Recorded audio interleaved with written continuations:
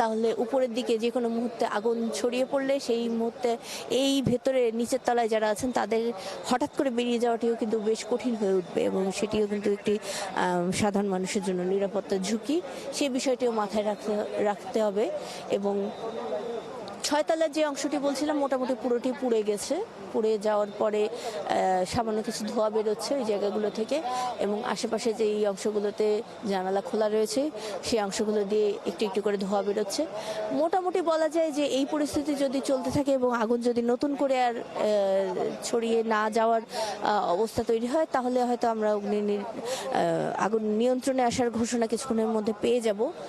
যদিও উপরের অংশটি ভেতরের অবস্থা কি সেটি ফায়ার সার্ভিসই ভালো বলতে পারবে, যারা তার ভেতরে রয়েছেন এবং তারা এই জিনিসগুলো নিশ্চিত করার পরই আসলে বলা যাবে যে আসলে এই পুরো অবস্থাটি নিয়ন্ত্রণে রয়েছে। এবং যেটি বলছিলাম 2:15টার সময় আগুন লেগেছিল, এখন 4:30 বাজে, অর্থাৎ একটা লম্বা সময় ধরে এই আগুন লেগে রয়েছে এবং এইগুলো পুড়ছে।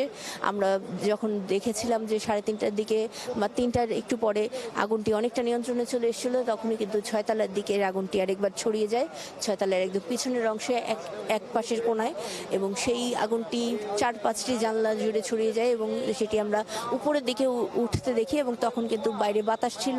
সব মিলিয়ে এইটি একটি ঝুঁকি তৈরি করছিল, যে ঝুঁকিটি নিয়ন্ত্রণের জন্য ফায়ার সার্ভিসের কর্মীরা তা সেখানকে ভিতরে ঢুকে নিয়ে সেই জায়গাটিতে পানি ছুড়ে সেই অংশটির আগুনটি নিভিয়েছে।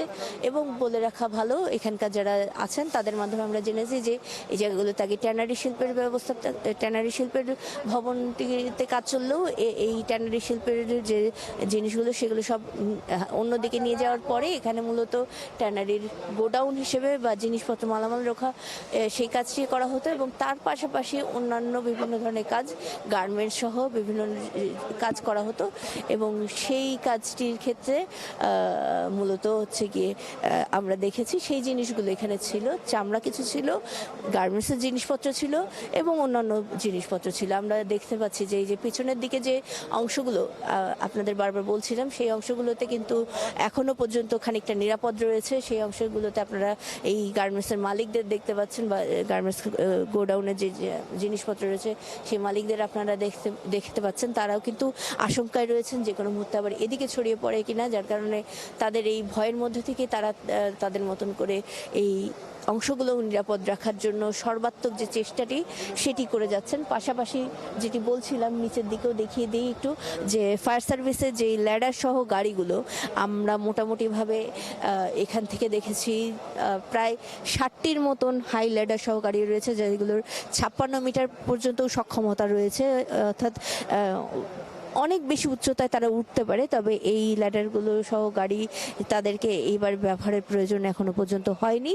তারা মূলত ভিতরের দিকে ঢুকে নিয়ে যেই কাজগুলো করার সেই কাজটি চেষ্টা করে যাচ্ছেন এবং সেই আগুনের নির্বাপনের কাজটিতে তারা এই জায়গাগুলোতে